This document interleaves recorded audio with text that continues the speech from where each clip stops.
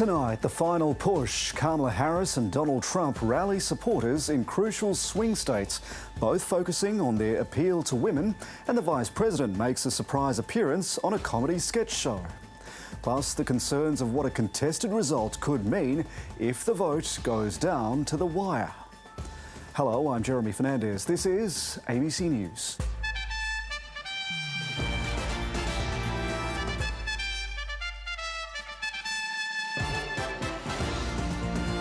The Prime Minister details his plan to reduce student debt and expand access to fee-free TAFE. And Sydney forges a path on the yellow brick road for the global premiere of Wicked.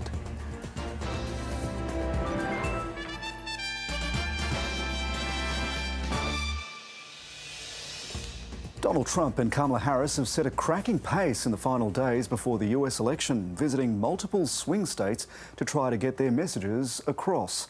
Both candidates have focused on their appeal to women in a campaign where the gender divide has become a significant factor. North America correspondent Jade McMillan begins our coverage tonight from the battleground state of Michigan. Now, Kamala, take my Pamela. A last-minute cameo on late-night TV. Kamala Harris coming face-to-face with the comedian who's portrayed her on Saturday Night Live. I'm going to vote for us. Great. Any chance you are registered in Pennsylvania? In the nation's capital, women marched to the White House in support of the Vice President. First black woman. I'm a black woman, and she represents me. She will lead our country forward. The gender gap is stark in this campaign.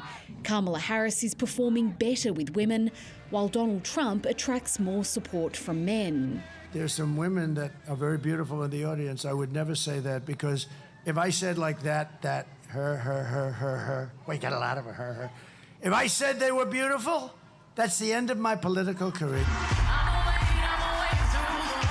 In the battleground states of North Carolina and Georgia, the Vice President continued her focus on reproductive rights. Ours is a fight for freedom. Like the fundamental freedom of a woman to make decisions about her own body and not have her government tell her what to do. Donald Trump also campaigned in North Carolina, but took a detour to Virginia, a state not widely considered to be in play for Republicans. I could have said to hell with everything. I could have had the greatest life in the world. Instead, I got missing a little piece of my ear. His supporters in Arizona trying to boost turnout in their state to get the former president over the line. I just think that he's the best choice for America. His stance on immigration and the economy, and I think he brings more people together than he tears apart. The candidates have narrowed their focus in the final days of this extraordinary campaign to states like here in Michigan and Pennsylvania, part of the so-called blue wall that could hand either side the keys to the White House. This is a famous... More than 70 million people have already voted. There are still millions more to reach in the final 2 days. Jade McMillan, ABC News, Detroit, Michigan. Just days out from Election Day, the latest polling suggests the race for the White House is still neck and neck, especially in the crucial swing states. Our US election analyst Casey Briggs takes a look at what that could mean when the polls close. It's only a few days now until Election Day, and the contest itself is a battle of 50 states and the first to 270 Electoral College votes. But you've been hearing mostly about just these 7 battleground states, the northern ones, Pennsylvania, Michigan and Wisconsin. The southern states, we've got Georgia and North Carolina, and out west, the states of Arizona and Nevada. Polls are close, within the margin of error in all of them. But if the person who's currently leading in polling goes on to win that state, this would be the result. Kamala Harris on 251, Donald Trump on 268, with Pennsylvania genuinely even Stevens, the winner there determining the next president. But polls aren't precise, and if the polls miss in Trump's favour, well, he could potentially win all 3 of these swing states up in the Rust Belt, and that would give him a comfortable election win. And if the polls miss in Harris's favour, well, you could easily see the reverse. Kamala Harris holding on and sweeping those so-called blue wall states. She'd be in the hunt in the southern states too, but those alone would be enough to hand Harris the win. The polls are close, but that doesn't necessarily mean the final result in the Electoral College will be a nail-biter. But we'll have to wait a few days to see, well, any votes, because right now the race to 270 stands at 0 Electoral College votes apiece. And if it is a nail-biter, it could take days for one of these candidates to hit 270. Our election analyst Casey Briggs there. So if the election does go down to the wire, there's growing concern about how parts of the American electorate would respond to a contested result in the courts. There are signs that the groundwork is being laid in key swing states for possible challenges to the result. North America correspondent Barbara Miller reports from Pennsylvania, a state which could prove decisive in the race for the White House. Bucks County is the kind of place this election could be won or lost. The Democrats took Bucks outside Philadelphia in 2016 and 2020, but not by much. I'm here to deliver Pennsylvania for Donald J. Trump. When Trump became the primary nominee for the Republican Party, I switched parties. I am now Democrat, and I'm very passionate about being on the right side of history. Donald Trump claimed the last election was rigged, leading to the violent insurrection of January the 6th. 38,000 Trump cookies. Its shadow still hangs over this race. If it's Harris, would you accept that? Absolutely. Okay, so then did Donald Trump win in 2020? I don't have the facts on that one. And in communities like this across the swing states, there are fears the groundwork is being laid for another contested result.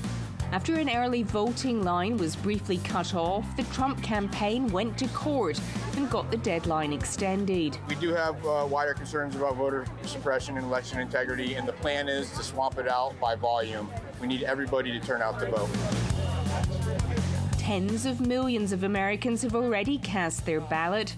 Volunteers go door to door to make sure the rest actually turn up on election day. Right now, I am going every day, and I'm doing like 4 hours. If I garnered one vote, I don't care. That's worth it to me. I don't know how you can look at this man and not think he's an idiot. Joe Biden and former President Donald Trump.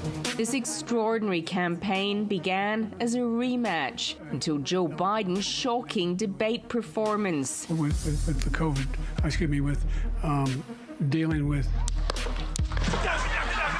Then came an attempt on Donald Trump's life. The master showman instinctively seizing the moment. Biden finally saw the writing on the wall. So I've decided the best way forward is to pass the torch to a new generation. I accept your nomination to be President of the United States of America. When Pennsylvania was called for Joe Biden in 2020, it took him over the 270 Electoral College votes needed to secure the White House. He won the state by 80,000 votes. Margins in several other swing states were even smaller. Biden took Arizona by just over 10,000 votes, Georgia by 12,000, and Wisconsin by 20,000. Meaning that although overall Joe Biden got 7 million more votes than Donald Trump, victory came down to just tens of thousands. 4 years on, polls suggest another very tight race in all 7 swing states. Misinformation and conspiracy theories are swirling about election fraud, some of them amplified by Elon Musk. And there's a real sense here that this could be the calm before the storm.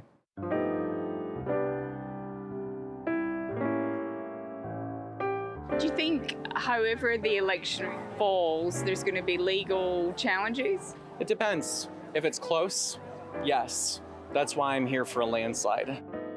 I expect it here in Bucks County. They're already trying to gum up the works. It's unfortunate, but it's the reality.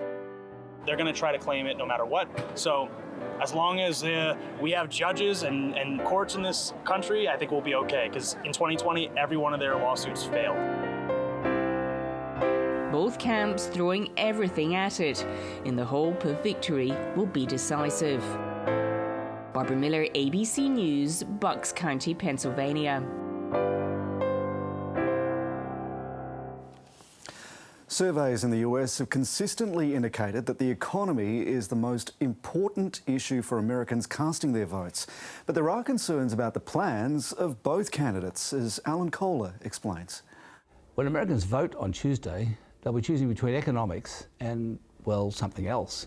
Republican candidate Donald Trump has three main economic policies: deport at least 11 million illegal immigrants, 60% tariffs on imports from China and up to 20% on everyone else, and cut the company tax rate from 21% to 15%, and a series of other income tax cuts. Democrat candidate Kamala Harris wants to increase the company tax rate to 28% and then spend more than that would raise on extra child support, plus a few other programs. So either candidate would blow out an already blown out federal budget. Here are their bottom lines. So it's a choice between an increase in the US federal deficit of $3.5 trillion under Harris or $7.5 trillion under Trump, and possibly twice that depending on how much money the tariffs would raise, which probably wouldn't be much since imports would dry up as prices increased. Economists think it would definitely reignite inflation, which is why as Trump's poll numbers have improved, the US dollar has been rising and the Australian dollar falling, because it would mean rate cuts in the US would be off. But Trump's biggest economic policy is mass deportations. Estimates of the impact of that on American GDP range up to 8.9%. So a severe recession or even a depression. That's if it could be done, of course, which is very unlikely. Economists don't like the rest of Trump's policies either, versus their support for Kamala Harris's policies. More than half of them even support the increase in the company tax rate, and the only things they don't like are the first home buyer grants and penalties for price gouging. But nobody listens to economists these days, especially Trump voters. To other news now, and Australians burdened with student debt will have their 20% of their loans wiped as part of Labor's pre-election pitch aimed at easing cost of living pressures for young people. It's part of a $500 million package which the coalition is labelling a cash splash in place of real reform. Here's political reporter Stephanie Dalzell. It's beginning to look a lot like an election campaign. Big energy and big promises. Prime Minister Anthony Albanese addressing the party faithful in Adelaide with a US-style stump speech. We're so determined to win the election next year. Vowing to expand and legislate access to fee-free TAFE for Australians and wipe billions of dollars in unpaid student loans if returned to power. A re-elected Labor government will take 20% off student debt for everyone who has one. Under the pitch, a university graduate with the average debt of about $27,000 would see more than $5,000 wiped from their outstanding loan. It builds on yesterday's promise to lift the income threshold from when people have to start paying off their debt from $54,000 to $67,000. All up, the government's promising to cut close to $20 billion in student loan debt for more than 3 million Australians. I think that's great to hear. It's certainly not enough. I probably would go back if I knew that they were going to do that. The move will cost the budget $500 million, but the government argues it will address intergenerational inequity without driving up inflation. For a lot of young people, they're straight out of uni, they're on a low income, and they already have to start paying off their HECS bill. This gets them a little bit of relief. This isn't real reform. This doesn't change the student fees that somebody who starts uni next year pays. This is simply a cash splash. After a turbulent week with claims the Prime Minister received free flight upgrades from Qantas, the government wants to regain control of the agenda, using this announcement to try to shift the focus back to cost of living issues. But that's proving difficult. With revelations the Education Minister solicited and received the flight benefit in 2019. Good pick up, mate. That was a personal trip. That was a situation where I had just got out of hospital. I had surgery on my leg. Politicians touching down in Canberra ahead of Parliament's return. Just looking forward to a good week. Labor's focused on building Australia's future. Presumably, flying economy. Stephanie Dalzell, ABC News, Canberra. The state opposition is demanding the government step in to end industrial action that's affecting building projects across the state. For much of the year, the electrical trades union's been locked in pay disputes with big energy companies. It's led to delays in connecting many housing and infrastructure projects to the grid.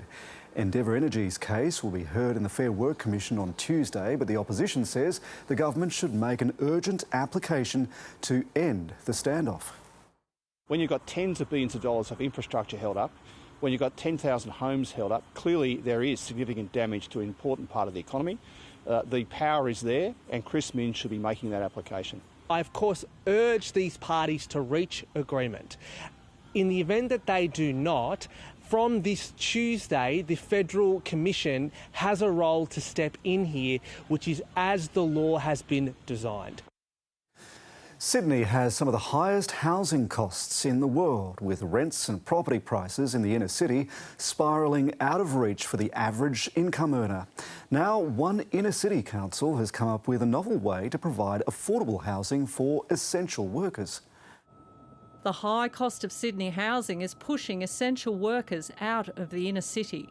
It means nurses, teachers and police officers often have to travel long distances to get to work. The latest figures show that for a registered nurse, the only affordable rentals are in the outer suburbs, and there are no parts of Greater Sydney where they would be able to buy a flat. The Inner West Council wants to make life easier for essential workers. It wants to turn 4 council car parks into 200 affordable units. We think that by using our public assets, in this case car parks and depots, to be repurposed as a different public asset, housing, to meet the crisis, we can make a real difference. The community response has been mixed. Affordable housing, all the way. Absolutely. Like, it just makes sense, right? Like, car parks, we've already got enough car parks. Look, I think we need car parks in this area as well, but we also need more affordable housing. Planning experts say it's important that essential workers live close to work.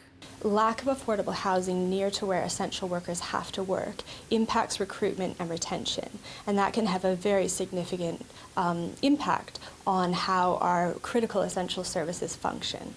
Using public land removes one of the main barriers to building affordable housing. That's the cost of the land. But even then, there's no quick fix. This car park in Leichhardt was earmarked for affordable housing back in 2015. Nearly a decade later, not a single brick has been laid.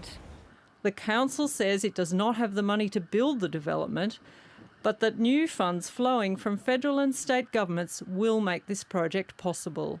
Catherine Hanrahan, ABC News, Sydney.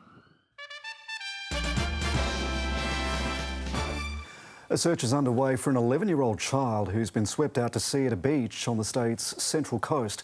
Police and emergency services, including local surf lifesavers, are searching the entrance.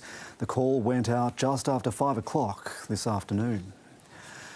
An army of 10,000 soldiers and police have been deployed in Spain to help with recovery efforts after severe flooding.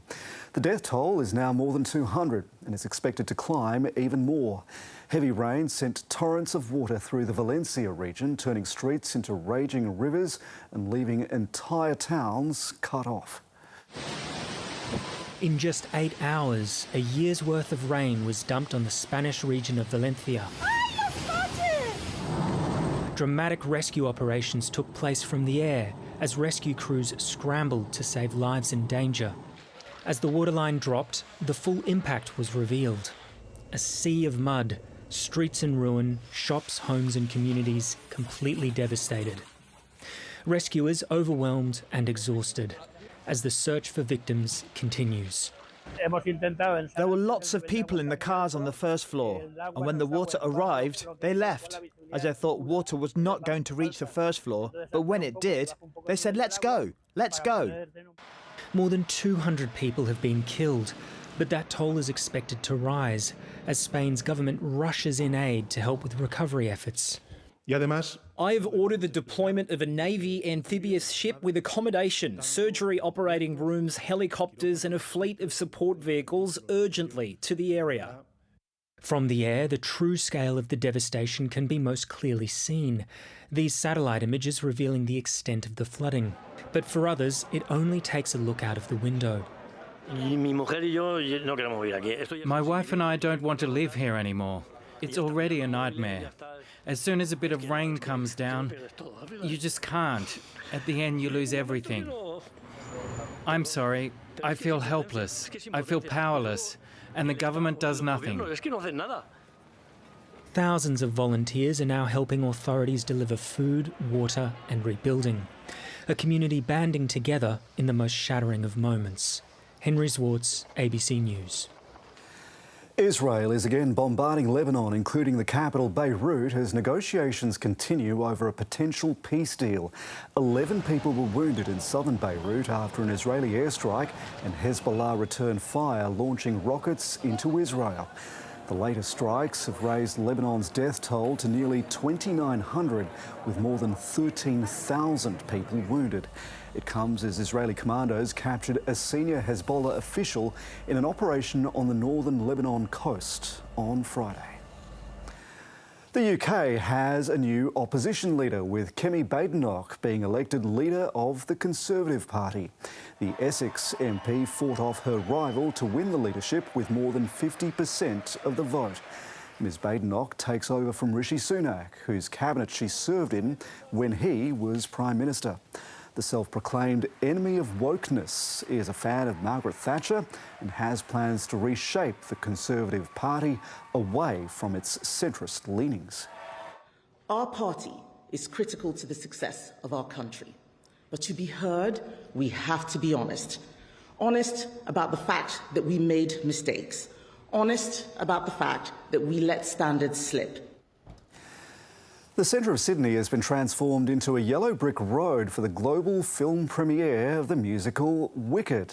It's the first stop in a run of premieres around the world before the film's release at the end of the month. Elphaba and Glinda are played by the Emmy, Grammy and Tony Award-winning actor Cynthia Erivo and the US pop star Ariana Grande. Fans lined up at the State Theatre all day to get a glimpse of the cast.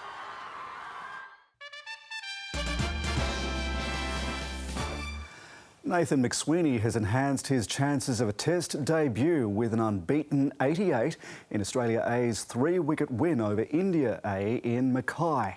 The former Australian captain Mark Taylor says he would choose McSweeney for this month's first Test against India. Firm control. This was an emphatic finish to the game and a strong statement from Nathan McSweeney as he looks to take the step up from Australia A to the Test team. Nathan McSweeney finishes unbeaten on 88.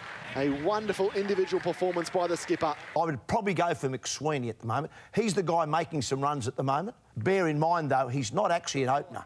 He bats at 3 for South Australia. He's batting at 4 at the moment. It would be a bit of the roll of the dice, but as I said a moment ago, I'd go for youth and give him a go. While the other potential Test openers, Sam Constas, Cameron Bancroft and Marcus Harris, failed to take their chances. And is it given? It is. 25-year-old McSweeney top scored in both innings. Nathan McSweeney is knocking down that door. Real confident in my game, and I think, I'm progressing and I'm batting some of the best innings I've played, and hopefully I can continue to learn and get better, and if the opportunity comes, I feel like I'm ready. Australia's captain Pat Cummins hinted that the player who comes in for the first Test against India is likely to be a newcomer. Whoever does get picked, they've experienced as much pressure as they might get in the Test debut anyway, so it means they're pretty well placed. There'll be one more tour game against India A before the selectors name the team.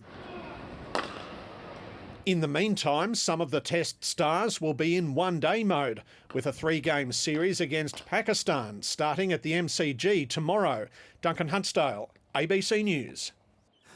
The English-trained horse Sea King wasn't slated for the race that stops the nation when it landed in Victoria, but trainer Harry Eustace is now hoping Sea King will be crowned Melbourne Cup King in Tuesday's race. The 6-year-old gelding is being fine-tuned today after booking a spot through last week's Bendigo Cup win then drawing pole position with jockey Holly Doyle on board. One actually allows us to be very neutral away, get a bit of cover and switch him off. We'll be worrying about the first mile, and if he does that right, Holly can then sort of worry about the second mile, if that makes sense.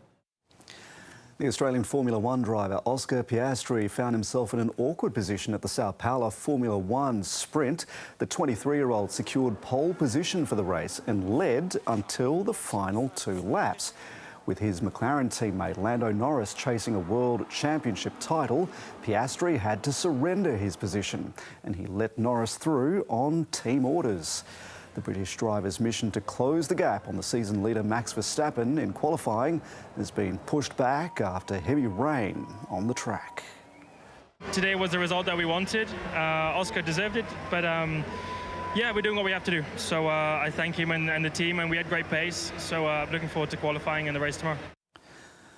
Superb performances by Kayla George and Michaela Roof have led to the Sydney Uni Flames to a 102-85 win over the UC Capitals. George collected 23 points and 11 rebounds, while Roof top scored with 25 points. Melbourne City is off to a winning start in the A-League women's competition with a 5-2 comeback against Perth Glory. City was behind for most of the match before brushing the visitors aside with 5 goals and a memorable win at Casey Fields. And the Newcastle Jets recovered from a slow start to salvage a 2-2 draw with the Wanderers in Cessnock. Melbourne Victory has continued its strong start in the A-League, fighting back from a goal down against Macarthur. Valère Germain put the Bulls ahead of the Victory's home turf, but Melbourne equalised with a penalty before Reno Piscopo sealed the 2-1 win with a magnificent strike. Last night, Adelaide United had a 4-3 win over the Western Sydney Wanderers in Parramatta. Dylan Pierius scored twice for the Reds, including a stunning volley. Let's take a look at the weather now. Sydney's had a warm day despite partly cloudy conditions. Temperatures peaked at 29 in the city and low 30s in the rest of the metro area. Overnight lows came in 2 to 6 degrees above average in most areas outside the slopes where it was cooler. Maximum temperatures today above average, including 35 in Bega and Merimbula. A grass fire northeast of Deniliquin prompted a watch and act alert, but that has now been downgraded. The satellite picture shows low cloud covering much of the east coast and ranges, and that brought a few isolated showers today. We'll see a few more isolated showers tomorrow about the southern inland districts contracting to the coast as the humidity builds, especially along the coast. And we may get some potentially hot conditions through the interior. Around the country tomorrow, mostly sunny in Adelaide, Brisbane and Perth, and partly cloudy in Canberra, Melbourne and Hobart. For us, it'll be partly cloudy in the northeast with possible thunderstorms in the afternoon.